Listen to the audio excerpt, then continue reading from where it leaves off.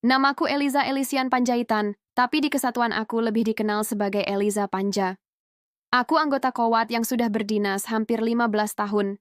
Dunia militer mengajariku tentang tanggung jawab, ketegasan, dan kepatuhan. Dalam pikiranku, kalau semua orang mengikuti aturan, maka hidup akan tertib dan aman. Aku dibesarkan dalam keluarga Batak yang keras. Suara tinggi dianggap wajar, selama tujuannya mendidik. Jadi, ketika aku menikah dan punya anak, aku pikir aku sudah siap menjadi ibu yang kuat. Aku percaya, ketegasan adalah bentuk cinta.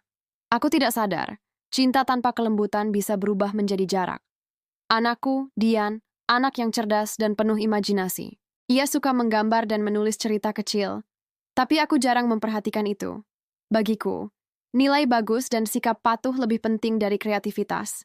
Setiap kali ia menunda pekerjaan rumah, aku langsung mengangkat suara. Setiap kali ia menjawab pelan, aku menatap tajam. Aku pikir itu wajar. Tapi sebenarnya, hatinya perlahan menjauh. Suatu sore aku pulang dari dinas di Cimahi. Tubuhku lelah, kepala pening, tapi rumah berantakan. Mainan berserakan, buku menggulung di lantai. Aku berteriak, "Dian, berapa kali mama bilang, rumah ini harus rapi?" Anakku tersentak, matanya membesar. "Iya, Ma, bentar lagi," jawabnya pelan. "Tidak ada nanti, sekarang juga," bentakku. Ia menunduk dan memunguti mainannya perlahan. Aku merasa puas. Tapi malamnya, aku dengar ia menangis di kamarnya. Aku berdiri di depan pintu, tapi gengsi menahanku. "Ah, cuma manja," bisiku dalam hati. Keesokan harinya, Dian jadi pendiam. Ia hanya menjawab singkat, "Iya, Ma." "Sudah, Ma." Aku pikir ia makin patuh. Tapi ternyata, ia sedang belajar diam agar tidak dimarahi. Rumahku berubah menjadi barak kecil. Aku komandan, dan anakku adalah prajurit yang selalu salah. Aku baru sadar kesalahanku lewat cara yang tak terduga.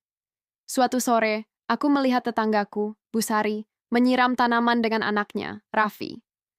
Mereka bercanda, saling ciprat air, tertawa bersama. Aku tertegun. Kok bisa ya? Anak itu penurut tanpa dibentak. Beberapa hari kemudian aku mampir ke rumahnya. "Bu Sari," kataku, "anak ibu kok penurut banget? Saya sudah keras, tapi anak saya malah makin susah diatur." Bu Sari tersenyum lembut. "Mungkin karena ibu terlalu keras." Aku tertawa kaku. "Kalau enggak tegas nanti anak seenaknya." Ia menatapku lembut. "Tegas itu penting, Bu. Tapi kalau caranya bikin anak takut, mereka nurut bukan karena sadar, tapi karena ingin cepat lepas dari marah kita." Aku terdiam. Kata-katanya menampar tapi hangat. "Jadi gimana caranya?" tanyaku. "Saya jelaskan dulu alasannya," katanya. "Kalau anak tahu kenapa harus disiplin, dia akan belajar karena paham, bukan karena takut." Aku pulang dengan pikiran yang berat. Malam itu, aku menatap Dian yang sedang tidur. "Maaf ya, Nak," bisiku. "Mama cuma ingin kamu jadi kuat." Tapi ternyata Mama salah cara. Keesokan harinya, aku mencoba hal kecil. Ketika Dian lupa menaruh sepatu di rak, aku menahan diri. Aku hanya berkata, "Nak, kalau sepatumu di rak, nanti nggak cepat rusak, dan Mama nggak kesandung."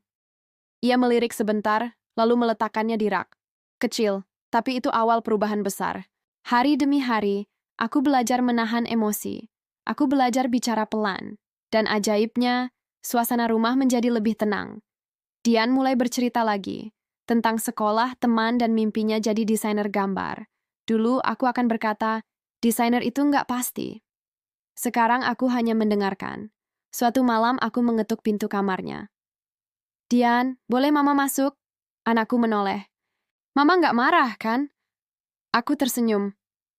"Enggak, Mama cuma mau ngobrol." Kami duduk berdampingan. Aku berkata, "Mama mau minta maaf. Mama pikir Mama sudah benar mendidik kamu, tapi ternyata Mama salah. Mulai sekarang, kita belajar bareng ya." Dian diam lama, lalu memelukku. "Aku juga minta maaf, Ma. Aku suka bohong supaya Mama nggak marah." Tangisku pecah. Aku merasa baru benar-benar jadi ibu. Perlahan, rumah kami berubah. Kami menulis jadwal bersama di papan tulis kecil. Jam belajar, jam bermain, jam tidur. Setiap kali Dian berhasil, aku berkata, "Mama bangga kamu disiplin hari ini." Tanpa ancaman, tanpa hadiah, hanya apresiasi. Suatu pagi, aku hampir lupa menyemir sepatu dinas. Dian tersenyum. "Ma, sepatumu belum disemir tuh." Aku tertawa. "Gantian kamu yang ngingetin Mama ya." Kan mama juga harus disiplin, katanya ceria. Saat itu aku sadar, contoh jauh lebih kuat dari perintah. Rumah kami kini damai, tak ada lagi bentakan. Jika Dian salah, kami bicarakan bersama.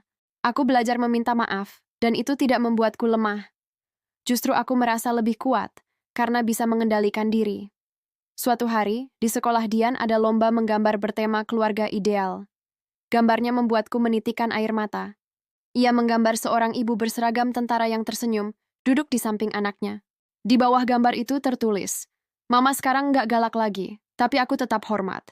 Aku menangis dalam diam. Tuhan mengajarkanku pelajaran besar lewat anak kecil.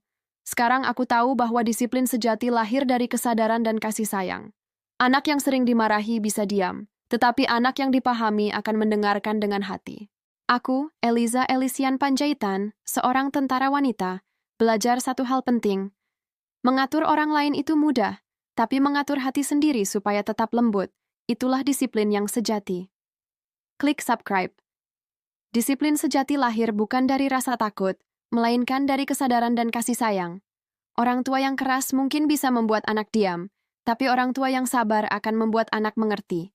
Kekuatan sejati seorang ibu bukan pada suaranya yang lantang, tapi pada hatinya yang lembut dan mau belajar.